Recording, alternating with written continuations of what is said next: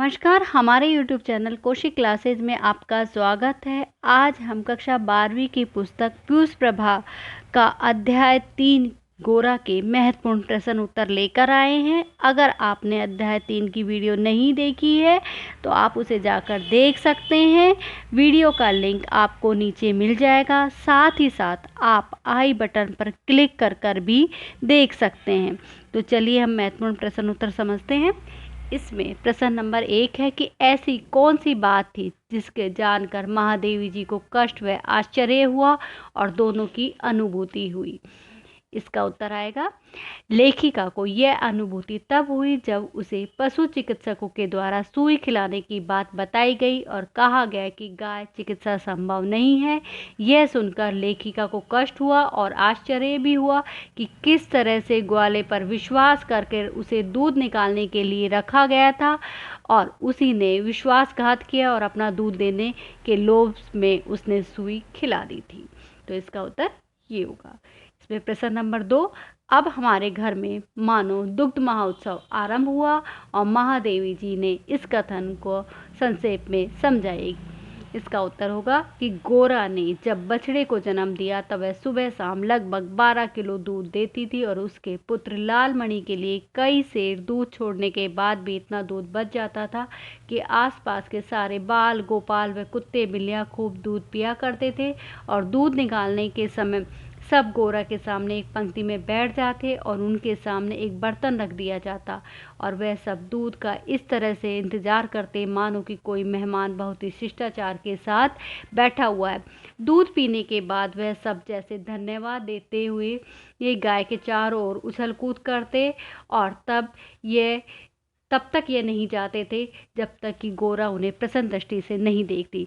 जिस दिन ये बाल गोपाल और कुत्ते बिल्लियां देर से आते तो मानो गोरा उन्हें रंबा रंबा कर उन्हें बुलाती थी और इस प्रकार से महादेवी वर्मा के घर में दुग्ध महोत्सव आरंभ हुआ। प्रश्न नंबर 3, यदि दीर्घ निश्वास का शब्दों में अनुवाद हो सके तो उसकी प्रतिध्वनि कहेंगे, आहा मेरा गोपालक देश। ऐसा क्यों और किसने कहा? महादेवी वर्मा जी ने ऐसा इसलिए कहा क्योंकि उनके द्वारा पाले हुए उनके पशु पक्षी से उन्हें उनका गहरा लगाव था और वह उन्हें दुलार व प्रेम करती थी। लेकिन महादेवी जी के द्वारा गाय की देखभाल और दूध निकालने के लिए रखे गए ग्वाले ने जब यह षड्यंत्र किया तो गुड़ में सुई मिलाकर गाय को खिला दी तो गाय की मृत्यु के निकट पहुंच गई और तब महादेवी अत्यंत दुखी हो गई और करुणापूर्ण होकर वह कहती कि एक ओर तो हमारे देश में गायों की पूजा की जाती है, उन्हें पाला जाता है, लेकिन दूसरी ओर अपने स्वार्थ के लिए ग्वाले जैसे लोग मूक प्राणी की हत्या करने से भी नहीं चूकते हैं। तो इसलिए महादेवी वर्मा जी ने ये बात कही।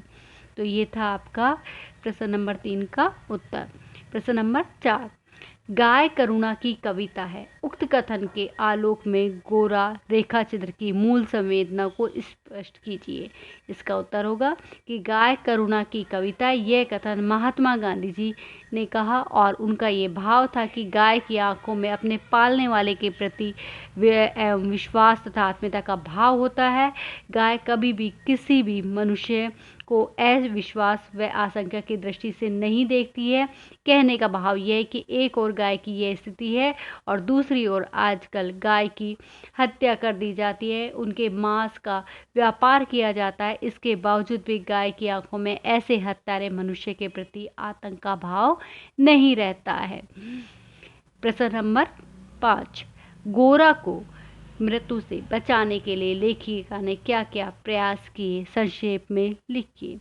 महादेवी वर्मा जी के ग्वाले ने षड्यंत्र रचकर गोरा को गुड़ में मिलाई हुई सुई खिला दी थी और तब इससे गोरा की तबीयत खराब हो गई और उसका एक्सरे करने पर वह सुई उनके हृदय में जाकर रुकी हुई थी और डॉक्टरों के कहने पर उसे गाय को सेब का रस निकालकर नली से पिलाया जाता ताकि ताकत आ जाए और जो सुई उस पर उसके जंग लग गई है ताकि उस पर चुभ ना सके।